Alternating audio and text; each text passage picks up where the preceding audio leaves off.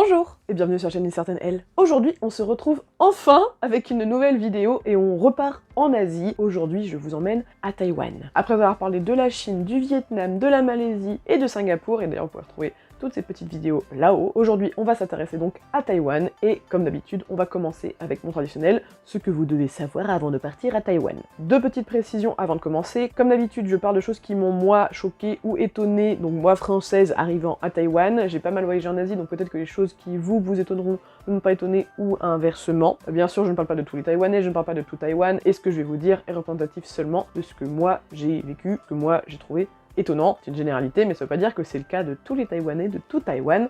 Voilà, encore une fois, préciser ça. Et deuxième point, ici, il s'agira pas de faire de la politique, hein. Dans le cadre de cette vidéo, on va partir du principe que Taïwan, c'est différent de la Chine. Donc quand je vous parlerai de Taïwan, je parlerai vraiment de l'île de Taïwan, et je ne parlerai pas donc d'autres choses. Voilà.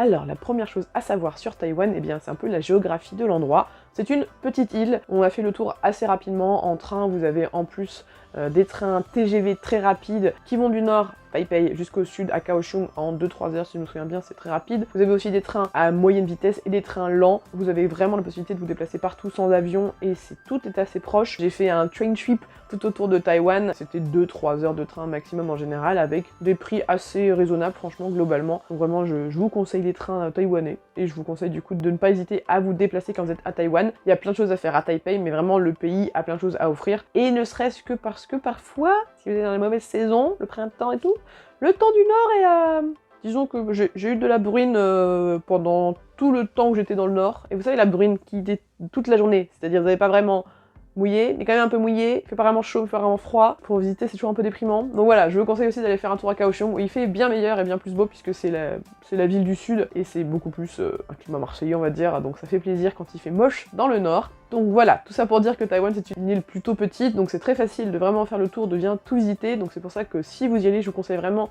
de prendre le temps. Moi je suis partie 2 semaines et demie, 3 semaines ça aurait été encore mieux parce que j'aurais plus de temps à visiter à Taipei, parce que je suis restée que 3 jours je crois à Taipei, ce qui était un peu court. Donc voilà, moi je vous conseille vraiment de prendre le temps de visiter toute l'île et de faire du coup plusieurs stops selon ce qui vous intéresse le plus, la randonnée, la plage, les tortues, parce que vous pouvez aller voir des tortues à Xiaoluqiu, ça c'est trop bien, la nourriture ou plein d'autres choses comme ça.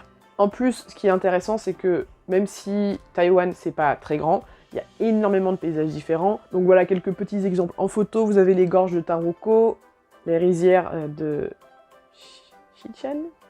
Vous avez la plage à Xiaoluqiu avec les petites tortues comme je vous disais. Vous avez la ville comme à Taipei ou à Kaohsiung.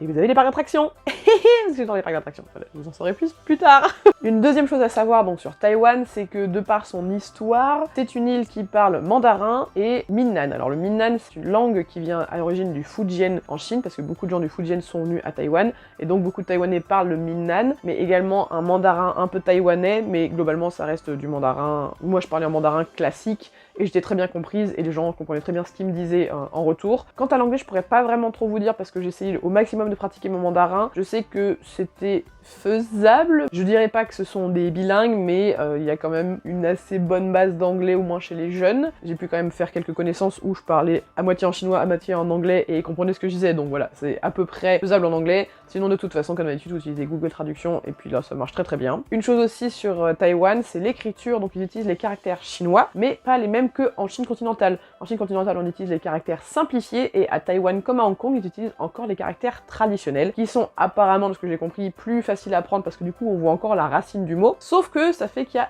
énormément de traits, beaucoup plus de traits que sur les caractères simplifiés, puisqu'ils sont simplifiés comme son nom l'indique. Si vous savez lire les caractères simplifiés, vous serez perdu. Vous en reconnaîtrez peut-être quelques-uns, je sais que Mien, celui de nouilles, ressemble au caractère chinois simplifié, et voilà, c'est encore plus compliqué de les lire, mais il y a pas mal de choses qui sont écrites en anglais. Je ne me souviens pas, moi, avoir eu de difficultés particulières à lire les choses, donc soit c'était pas mal en pinyin, soit c'était pas mal en anglais, soit, encore une fois, sur Google Traduction, vous avez l'outil photographie, vous savez, vous pouvez photographier, ça traduit, et ça c'est un outil très pratique. Un sujet toujours très important quand on voyage, la nourriture. Est-ce que c'est bon de manger à Taïwan? Bah oui, c'est bon, c'est très bon de manger à Taïwan. Alors il faut savoir quelque chose, c'est que les Taïwanais sont des fanatiques de marché de nuit. Et donc, il est très classique pour les Taïwanais d'aller dîner dans les marchés de nuit, et donc du coup, vous en avez un peu partout qui pop-up, un peu tous les soirs, c'est très rempli. Par exemple, celui-ci était particulièrement rempli. Et vous trouvez tout type de nourriture, que ce soit des brochettes, que ce soit les fameuses saucisses taïwanaises qui sont mamma mia très très bonnes, que ce soit des nouilles, des raviolis, du sucré, du salé, un peu de tout. Vraiment, si vous voulez voir qu'est-ce qu'on mange à Taïwan, je vous conseille vraiment d'aller tester les marchés de nuit. C'est là que vous trouvez de la très bonne nourriture, pas très chère. Ok les gens, bonjour, je suis au Laohe Street Market, bref, le marché de nuit. Et là on va goûter ça. Oh, xie. Waouh. Oh. Yeah, xie. Waouh. Bago. Bonjour. Yeah, sorry.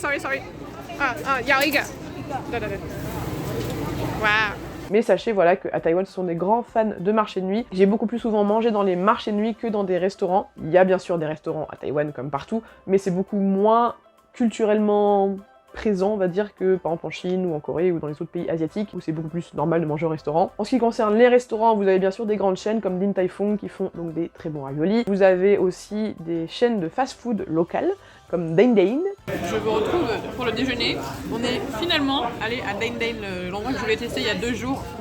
Et il y avait 40 heures de queue partout. À Pori, c'est l'équivalent de McDonald's dans le sud du Taïwan. En tout cas, à Kaohsiung, il y en a partout. Et en fait, ils ont des trucs assez bizarres parce que donc, ils ont des burgers au poulet. Le principe, c'est qu'ils ont beaucoup de trucs au poulet. Et après, ils n'ont pas de frites. Ils ont pas mal d'options avec, entre autres du poulet frit. Et leur plat phare, c'est ça. Voilà, une soupe de vermicelle avec du poulet. C'est pas incroyable, c'est pas mauvais. Bon, après, c'est très peu cher hein, par rapport à McDonald's. Ça coûte. Le menu il a 100, donc c'est à peu près 3,30 € par personne. Clairement, McDonald's could never.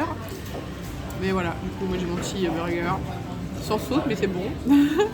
Et puis le petit poulet frit. Pour le coup, le poulet frit a l'air pas dégueu. Il a l'air bien croustillant comme on aime. Voilà. Et puis vous avez aussi des petits restaurants plus traditionnels, tout ça, avec des espèces de bento que j'ai pu tester aussi. Je me suis arrêtée dans un restaurant complètement random. Voilà. Du coup, j'ai utilisé Google Trap pour voir, il y avait des trucs qui avaient l'air sympas, mais bon, je fais pas l'aventurière, je vais juste prendre du porc.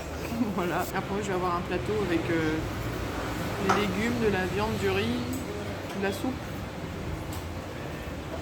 Un œuf aussi, peut-être, je sais pas. Tout ça pour 90 $ taïwanais, ce qui veut dire 2,50 € à peu près, quoi. Même pas. Ah, voilà.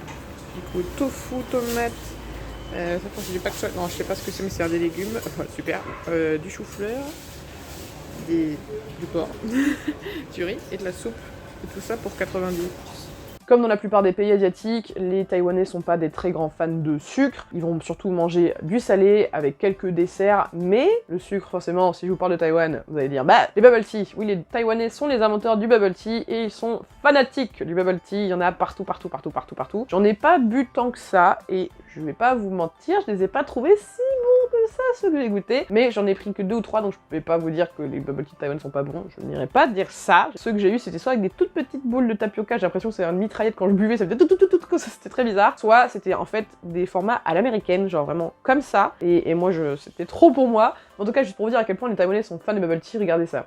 Ça, c'est à l'entrée des magasins, et c'est normal, ils laissent leur bubble tea là, et personne leur ship, et je trouve ça incroyable, c'est incroyable. Et pour revenir un instant, juste sur la nourriture, et sur les trains, parce qu'on en parlait avant, un petit quelque chose qui est vraiment trop cool aussi à Taïwan, et si jamais vous prenez le train, n'hésitez pas à le tester, vous pouvez prendre un bento dans le train. En fait, il y a une culture des bento là-bas quand on va le prendre le train, donc quand vous êtes dans la gare, vous avez plusieurs magasins qui vendent des petites boîtes de bento tout fait, et vous pouvez aussi, quand vous achetez votre billet, demander à avoir un bento qui va vous être amené à votre place, et ensuite vous pouvez le manger, et c'est trop cool, je vous laisse voir. Je suis dans le train, vous pouvez le voir, je suis dans le train. Et donc je pars de Taipei et je pars pour Hualien. Et en plus j'ai un petit bento parce que j'ai payé en avance. On peut avoir un bento soit végétarien soit avec du porc normalement. On va voir ce que ça donne. Elle vient de me l'amener à ma place. C'est la classe. Alors vous êtes prêts? Tadada. Oh. Alors effectivement on dirait du porc. Il y a un œuf au soja. Ça doit être du porc frit ou je sais pas quoi.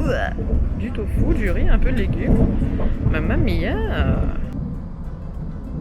Ça en France, la SNCF. Je veux savoir. Une chose aussi à savoir sur Taïwan et qui pour le coup est fort appréciable pour nous autres touristes occidentaux qui allons là-bas, la mentalité, les formes de politesse et de respect sont très similaires aux nôtres. Si vous avez déjà vu ma vidéo sur ce que vous devez savoir avant de partir en Chine, qui est donc toujours là-haut, vous savez que en Chine j'ai eu quelques chocs culturels parce que la notion de respect, la notion de politesse sont très différentes de chez nous. Mais vraiment sachez que là-dessus Taïwan c'est beaucoup plus comme ce qu'on imagine de l'Asie respectueuse, un peu japonais, Corée, tout ça, beaucoup plus que Chine continentale. Les Taïwanais en plus globalement sont vraiment très gentils, ils sont super accueillants, enfin vraiment je me suis sentie hyper accueillis, ils étaient très contents que je parle un peu le mandarin. En fait, il y a peu de touristes là-bas, en tout cas de touristes blancs, ou de touristes non asiatiques, et donc du coup, quand vous êtes un touriste là-bas, c'est un peu... C'est pas l'attraction non plus, c'est pas genre tous les regards qui vous regardent comme ça m'arrive dans certains endroits d'Asie, mais c'est plus...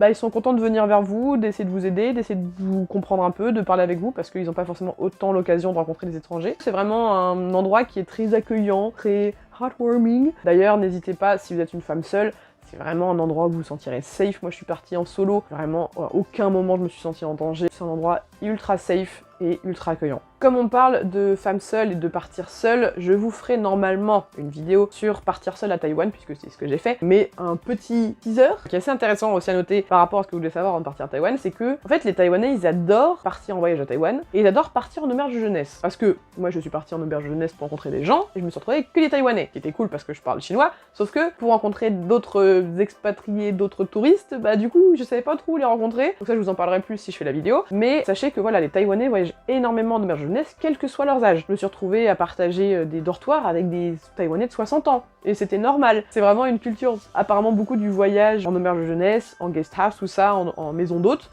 Donc je sais pas pourquoi, mais en tout cas voilà, juste sachez-le, si jamais vous voulez partir en solo, attendez ma vidéo sur le sujet, et puis sachez qu'il y a beaucoup plus de Taïwanais qui voyagent en auberge jeunesse que d'étrangers occidentaux. Un petit fun fact aussi, donc par rapport à Taïwan, c'est un pays qui est rempli de pagodes. Alors je n'ai pas réussi à retrouver où j'avais trouvé cette information-là, mais si je me souviens bien, il y a à peu près 15 000 pagodes dans le pays. La ville de Tainan est la ville où il y en a le plus, apparemment il y en a 1500. Ce n'est pas rare du tout de marcher normal dans la rue comme ça, et de... Ok, alors là on est en train de se balader.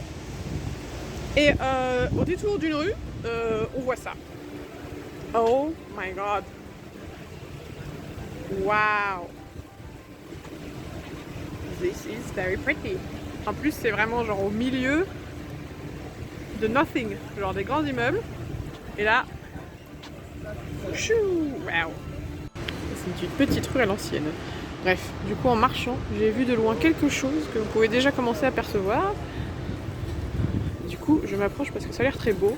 À Taïwan, ça arrive souvent de marcher un peu de manière random et de tomber sur... Waouh, tomber sur un temple. Je sais pas si c'est un temple, mais c'est... Oh là là là là, oh c'est beau.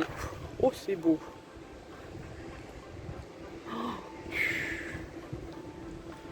Oh là là, c'est vraiment très très différent des styles que j'ai vus en Chine. Il y a plein de dragons. Oh là là, c'est beau. Je sais pas si on appelle ça des pagodes ou des temples, excusez-moi pour les termes, mais en tout cas il y en a vraiment partout. Ce qui est super sympa aussi, c'est que comme vous pouvez voir, l'architecture est très différente aussi de ce qu'on peut voir dans les autres pays asiatiques où je suis allée. Il y a un côté un peu rococo, très flamboyant tout ça, mais c'est plein de couleurs et c'est super joli. Et apparemment c'est quelque chose qui est très encouragé par l'État, je crois, ou en tout cas il y a beaucoup de facilité pour faire des pagodes, d'où le fait qu'il y en ait autant partout.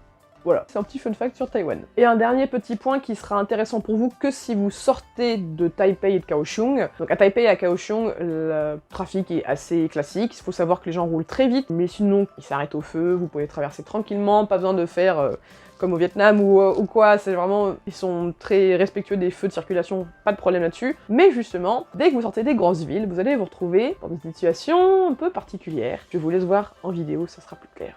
Alors tant que j'y suis, je voulais aussi vous montrer un truc qui est très étonnant à Taïwan. Alors il n'y a pas dans toutes les villes, bien sûr à Taipei vous n'avez pas ce problème-là. Mais déjà à Hualien, à Taitung et là pareil à Qishang, après dans les petites villes, le feu n'est que pour les voitures et du coup les piétons tu te démerdes. En gros je vous montre. Là vous avez le feu pour les voitures, mais là, rien pour les piétons. Et en face, pareil, vous avez le feu pour les voitures et puis rien pour les piétons. Vous avez rien pour les piétons nulle part, à part sur des très très grosses intersections à la limite. Et du coup, parfois quand t'es piéton, tu dois attendre que ça passe au vert, parce que ça veut dire que celui-là passe au rouge, et donc du coup, ça veut dire que tu peux y aller. Voilà. Mais alors là, ça va, parce que c'est facile comme intersection, mais tout à l'heure, il y a une intersection où je suis allée, il y avait 6 voies. Enfin 6, comme une étoile là. Bah du coup je n'ai pas traversé là parce que je savais pas quand est-ce que j'allais pas me faire tuer. En plus ils roulent hyper vite ici, vraiment en ville, je sais pas, ils doivent être à 60 ou 70 alors qu'on est quand même en ville, donc du coup t'as clairement pas envie de traverser au mauvais moment quoi. Alors il y en a un, il a freiné tellement au dernier moment qu'il a même dépassé la ligne, donc bon, j'aurais traversé, je serais morte quoi. Voilà. Ah ah, ça passe à l'orange.